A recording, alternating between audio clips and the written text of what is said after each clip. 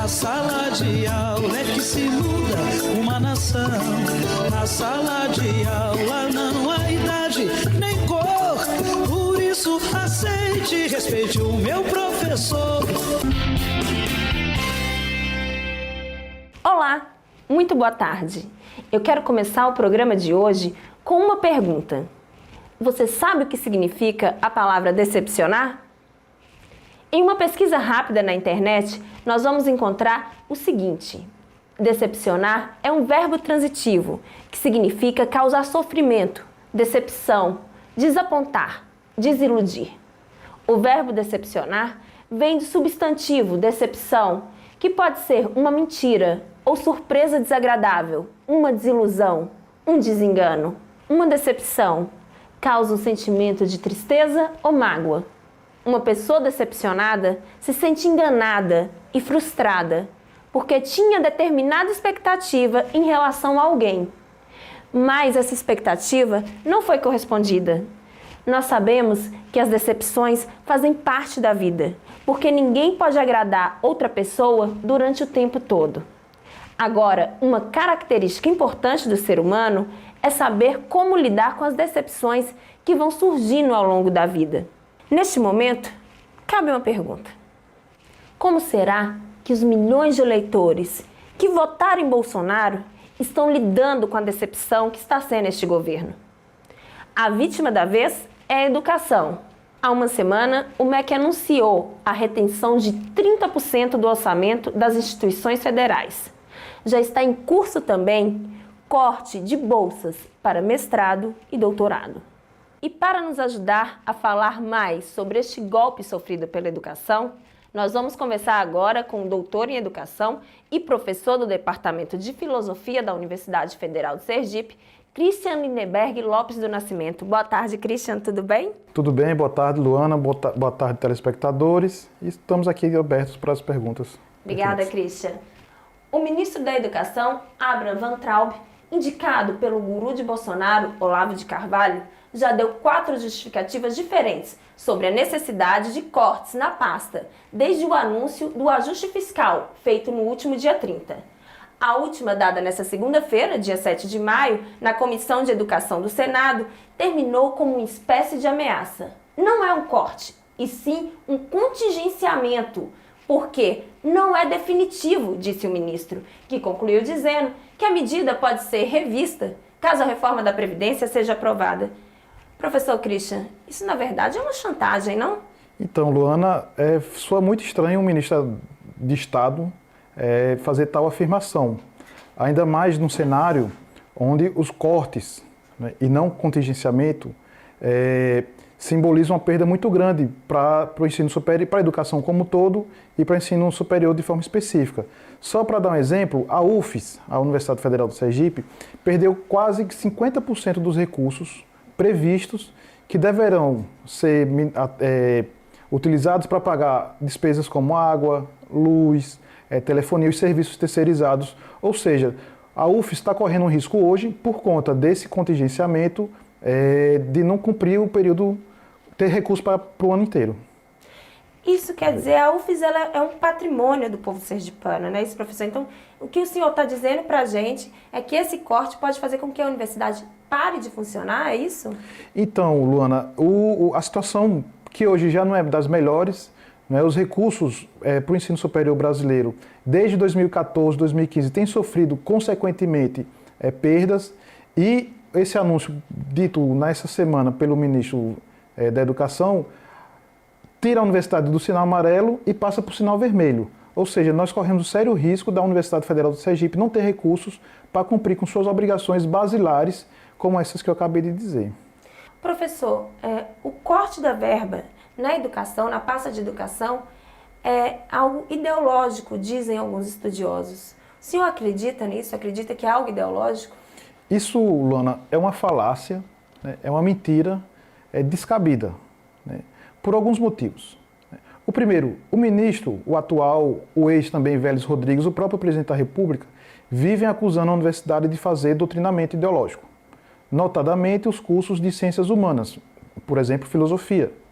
Mas em nenhum instante eles demonstraram publicamente, apresentaram aos cidadãos nenhum estudo, dizendo, por exemplo, tantos professores do curso de filosofia no país inteiro fazem doutrinamento político. Então a mentira começa daí. O outro é que a dimensão quantitativa de estudantes de filosofia no ensino superior é ínfima. Você sabe, os ouvintes, os telespectadores sabem também que o Brasil tem 8 milhões de estudantes em nível superior e apenas 20 mil cursam filosofia, dá menos do que 1%. Então como é que você diz que a universidade é contaminada do ponto de vista ideológico, supondo que ele esteja correto, por causa de 20 mil pessoas? Então isso é outra indagação. Na verdade, o que o ministro está tentando confirmar através dessa fala é uma intenção, que nós temos observado isso desde que ele tomou posse, de retirar os recursos para o ensino superior. Vou dar um exemplo. Quando ele tomou posse, o presidente, estou falando ele, o presidente agora, Jair Bolsonaro, disse que ia inverter as prioridades, ia retirar recursos do ensino superior e deslocá-los para o ensino básico. Então, frases com essa conotação cumprem esse papel político. O outro papel político, além de sufocar os recursos das universidades federais, é de manter, digamos assim, a tropa bolsonarista motivada, através desse suposto discurso de que há um doutrinamento ideológico nas universidades. Então, tanto do ponto de vista da realidade, não se comprova a existência desse doutrinamento, tanto do ponto de vista político, esse discurso do ministro tem um viés político por conta desse sufocamento que eles pretendem aparelhar, ou que eles pretendem executar nas universidades. Mas esse sufocamento, ele serve a uma ideologia, essa ideologia da direita. Toda essa situação que está gerando nas universidades, os cortes, isso tem um porquê, não? Então, Luana, vou fazer um resgate meio que histórico. Nos anos 90, esse discurso que hoje está no Ministério da Educação, está no governo federal, ele existiu. O Fundef, por exemplo, que é um instrumento importante que serviu para ampliar as matrículas no número, ou nas escolas do ensino fundamental, é uma prova da materialidade desse discurso. Porque se dizia o que nos anos 90? Vamos retirar recursos das universidades e transferi-los para a educação básica. Esse discurso volta agora nesse final de 2000 dessa década. Qual é o problema disso? Quem é que forma os médicos? Quem é que forma os advogados? Quem é que forma os professores que ensinam na educação básica? Quem é que forma os cientistas, os veterinários, os engenheiros? É a universidade. Então, se você retira recursos do ensino superior, notadamente o público, numa suposta dicotomia entre ensino superior e ensino básico, na verdade você está prejudicando todo o sistema educacional brasileiro. Pode não trazer efeitos imediatos, que eu acho que traz, mas a curto e médio prazo, a tendência é você piorar mais ainda a educação básica. Além de que, retirando recursos públicos do ensino superior, quem vai financiar esse nível de escolaridade? Com certeza, professor. Professor, você é professor de filosofia, como a gente já colocou, e o que a gente vê é que parece que o Jair Bolsonaro ele tem medo da educação. Sobretudo, ele aponta os cursos, como você já colocou, sociologia e filosofia, como grandes vilões. Por que essa tentativa de vilanizar cursos das humanas e outros? Olha só, Luana, estou falando a gente porque converso com os colegas aqui do departamento, converso com colegas professores de outras universidades, e nós estamos chegando à seguinte conclusão. O governo que acusa as universidades federais, especificamente os cursos de humanas, de serem instrumentos ideológicos, na verdade, quem está praticando uma ideologia é o atual governo. Isso fica nítido, por exemplo, nessa dicotomia que ele cria no seu discurso de ensino superior versus ensino básico. Como todo mundo sabe, o Brasil, através do Plano Nacional de Educação, tem uma política para todas as esferas, para todas as etapas educacionais do país. Quando o governo fala, não, eu vou privilegiar a educação básica, ele não está cumprindo, por exemplo, uma das determinações do PNE. O outro aspecto também, e aí mais político, digamos, desse argumento ideológico que o governo tem apresentado é em detrimento das humanidades, né? Eu fico imaginando o que seria das pesquisas na área de tecnologia se os filósofos, por exemplo, não tivessem discutido e pesquisado o que é ciência. René Descartes, por exemplo, criou, no discurso do método, criou um método que serviu como base para a ciência moderna. As discussões que envolvem o genoma, o DNA, tudo isso no âmbito das humanidades remete à discussão da bioética, né? Então, o que seria essa questão mesmo hoje muito patente no nosso dia a dia, que é os fake news, né, que tem prejudicado a vida de milhões de pessoas, não só no Brasil, mas no mundo inteiro, gerando conflitos, né? O que seria dessas discussões, desses temas, se não tivéssemos antes, para poder alicerçar o debate, os conceitos da ética, né? O que seria, por exemplo, discutirmos questões relacionadas à linguagem, enfim, né, a nossa origem, né, de onde vimos, para onde vamos, né?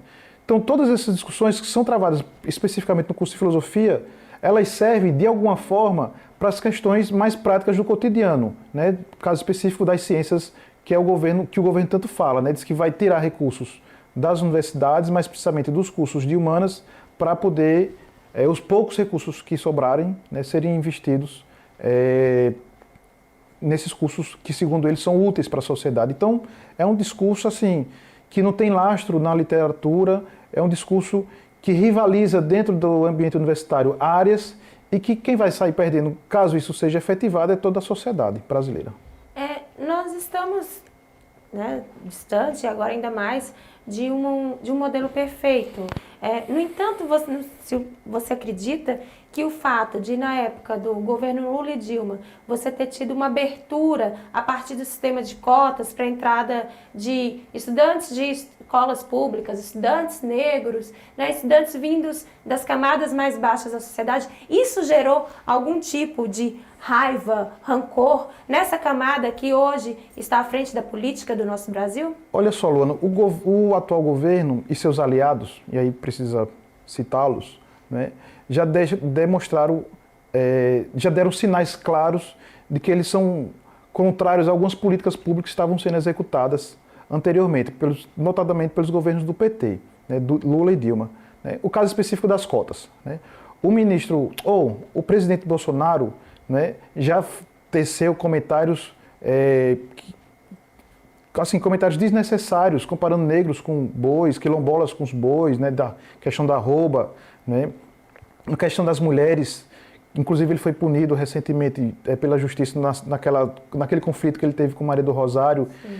E essa característica que fez parte de toda a ação parlamentar dele, agora está no Poder Executivo. Então a impressão que eu tenho é que eles não querem os pobres nas universidades. Esse é o fato, né? Os filhos dos pobres, estou falando da classe trabalhadora, dos desempregados, porque o ex-ministro da Educação, o Vélez Rodrigues, ele chegou a falar isso de forma até sincera, né? Que ele disse que a universidade não era para todos, né? A universidade tem que ser para uma elite, né?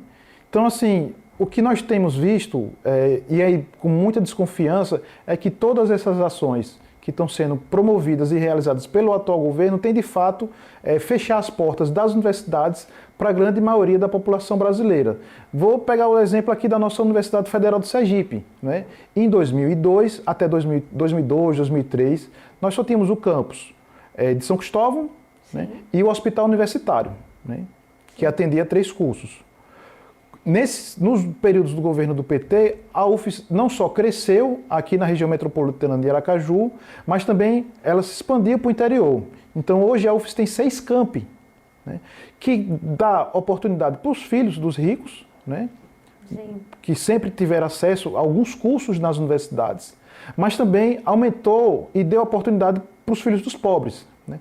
Então a política de cotas, por exemplo, né? Hoje no Brasil a questão social e racial está muito ligada.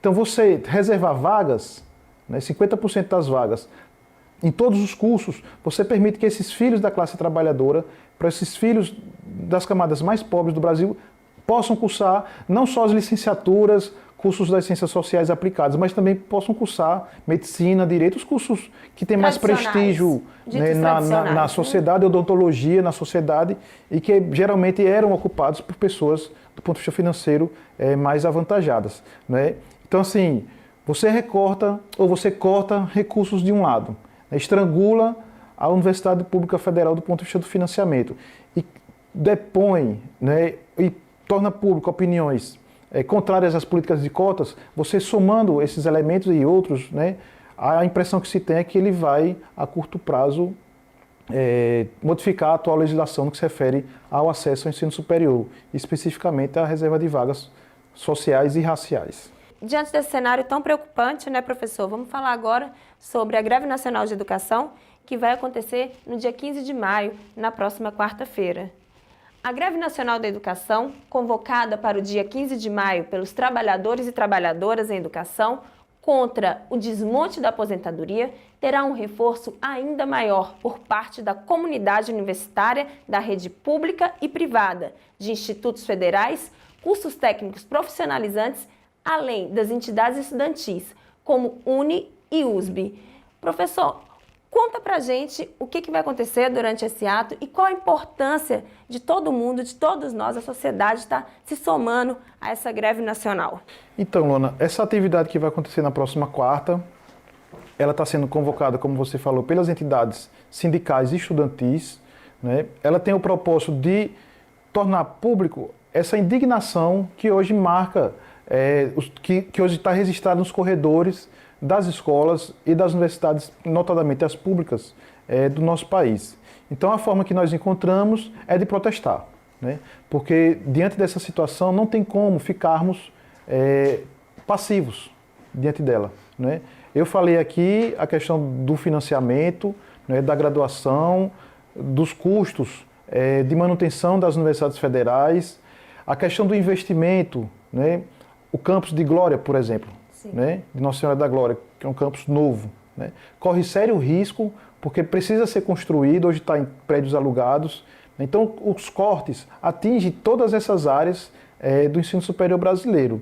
Então, nós precisamos reagir, né? Então, essa passeata tem esse objetivo, né, de dialogar para a sociedade, expor para a sociedade nossos problemas, dizer que estamos preocupados não porque somos professores ou porque somos estudantes da universidade, não só por isso, mas também porque nós queremos que a UFES continue tendo seu caráter público, continue tendo seu caráter gratuito, né, que a universidade pública continue cumprindo a sua função na sociedade sergipana, né? Hoje, 400 projetos de extensão são realizados pela Universidade Federal do Sergipe, projetos que têm impacto no cotidiano de muitas pessoas. O hospital universitário, né, tanto de Aracaju como de Lagarto, atende uma população carente, que já tem dificuldades no SUS, né, nos postos e nos hospitais mantidos pelo SUS. Então, imagine sem esses dois hospitais que são referências aqui no nosso estado. Então, essa atividade da próxima quarta tem o intuito de externar isso para a sociedade. E, obviamente, nós sabemos que a população sergipana é amiga da UFES, né, é solidária às causas da UFES, porque sabe que pode contar com ela, não só nesses serviços de extensão ou do hospital universitário, mas porque muitas pessoas aqui em Sergipe foram formadas pela Universidade Federal do Sergipe e outras almejam um dia entrar nela, né? Então, defender a UFES hoje acho que é um compromisso de todos os sergipanos, de todas as pessoas que residem aqui no nosso estado, para que ela continue mantendo seu caráter e cumprindo a sua função social, que é, de fato, não só formar mão de obras, mas intervir na realidade social de Sergipe. Professor Christian, quero agradecer a sua presença aqui no nosso programa. Muito obrigada. Eu que agradeço, Luana, agradeço a oportunidade. Programas como esse, promovidos e organizados pelo Sintese, são espaços importantes num cenário midiático muito monopolizado, né? E fica aqui mais uma vez o convite para participar do ato na próxima quarta-feira. A Universidade Federal do Sergipe, né, e o povo sergipano depende de todos os nossos telespectadores para que elas continuem tendo seu caráter público e gratuito e para todos, né? Obrigado. Com certeza. A você de casa, muito obrigada por mais um sábado com a gente. Para você, boa tarde, boa sorte e vamos à luta. Na sala de aula é que se muda uma nação. Na sala de aula não há idade.